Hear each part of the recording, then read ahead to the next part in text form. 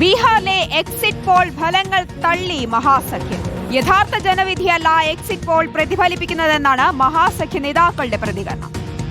അതേസമയം 160 സീറ്റുകളിൽ വിജയം ഉറപ്പാണെന്ന് BJP ഉപമുഖ്യമന്ത്രി വിജയ് കുമാർ സിൻഹ പറഞ്ഞു. നോബൽ മാരിക്കാരൻ നൽകും വിശദാംശങ്ങൾ. നോബൽ, ബീഹാറിൽ ഭരണ തുടർച്ച എൻഡിഎ പിന്തുണച്ചുകൊണ്ടുള്ള അല്ലെങ്കിൽ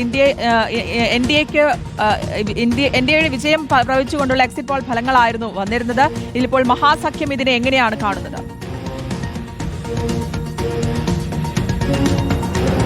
സുധീൻ, പാർവതി, എന്തായാലും മഹാസഖ്യം ഈ എക്സിറ്റ് പോളുകളെ പൂർണ്ണമായും തള്ളുകയാണ്. കാരണം നിലവിലത്തെ ഭരണവിരുദ്ധ വികാരം വലിയ തരത്തിൽ സംസ്ഥാനത്ത് ഉണ്ട് എന്നതാണ് ഇവർ പറയുന്നത്. എക്സിറ്റ് പോളുകൾ എക്സിറ്റ് പോൾ അല്ല എന്നും ഇവർ വ്യക്തമാക്കുന്നു. മുൻപ് ഹരിയാനയിലും ഒപ്പം കഴിഞ്ഞ ലോക്സഭാ തെരഞ്ഞെടുപ്പിലൊക്കെ എക്സിറ്റ് പോളുകൾ പാളി എന്നാണ് ഇതിനൊരു ഉദാഹരണമായി അവർ സൂചിപ്പിക്കുകയും ചെയ്യുന്നത്. കൃത്യമായി തന്നെ അടുത്തിരുന്ന അവരുടെ റിപ്പോർട്ട് പ്രകാരം മഹാസഖ്യം അധികാരത്തിൽ വരും എന്നുള്ളതാണ്. ഏതാണെങ്കിലും ജനങ്ങളെ ബാധിക്കുന്ന വിഷയങ്ങളാണ് ഈ തെരഞ്ഞെടുപ്പിൽ ഉയർത്തി കാണിച്ചത്. വോട്ടുകൾ അടക്കമുള്ള വിഷയങ്ങൾ ഉയർത്തി കാണിച്ചിരുന്നു. ഇത് കൃത്യമായി തന്നെ പ്രതിഫലിച്ചിട്ടുണ്ട്. ഇതിന്റെ കൃത്യമായ നേട്ടം മഹാസഖ്യത്തിന് ഉണ്ടാക്കാൻ കഴിയും എന്ന് തന്നെയാണ് RJDയുടെയും കോൺഗ്രസിന്റെയും ഒപ്പം ഇടതു പാർട്ടികളുടെയൊക്കെ പ്രതിനിധികൾ ഇതിനോടകം തന്നെ വ്യക്തമാക്കുകയും ചെയ്തിരിക്കുന്നത്. എക്സിറ്റ് പോളുകൾ പൂർണ്ണമായും കേന്ദ്ര സർക്കാരിനോ അല്ലെങ്കിൽ BJPക്കോ വേണ്ടി അനുകൂലമായി നിർമ്മിക്കുന്നതാണ് എന്ന ആരോപണവും ചില നേതാക്കൾ ഉന്നയിക്കുന്നു. അതേസമയം BJPയും NDAയും ആകട്ടെ തികഞ്ഞ ആത്മവിശ്വാസത്തിലാണ് ഉള്ളത്. കാരണം നടത്തിയ പ്രവർത്തനങ്ങൾക്ക് കൃത്യമായി തന്നെ ഒരു ഫലം ഉണ്ടാകാൻ പോകുന്നു. ഉറപ്പായും നിതീഷ് കുമാറിന്റെ നേതൃത്വത്തിലുള്ള സർക്കാർ വീണ്ടും അധികാരത്തിലേക്ക് വരാൻ പോകുന്നു. നേരത്തെ പ്രധാനമന്ത്രി അടക്കമുള്ള ആളുകൾ സംസ്ഥാനത്ത് ക്യാമ്പ് ചെയ്ത് നടത്തിയ പ്രവർത്തനം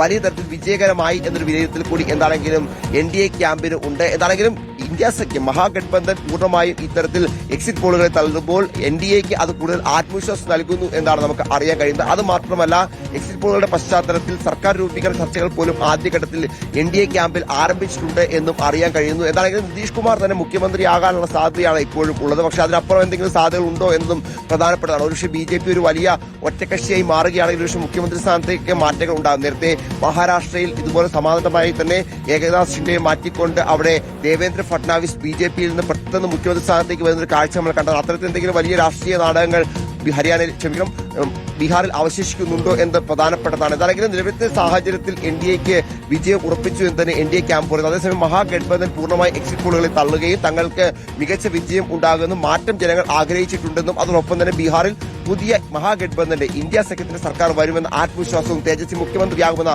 ആത്മവിശ്വാസവും പ്രകടിപ്പിക്കുകയും ചെയ്യുന്നു. വ്യക്തമാണ്. നോബൽ മാരിക്കാരനാണ് വിവരങ്ങൾ നൽകിയത്.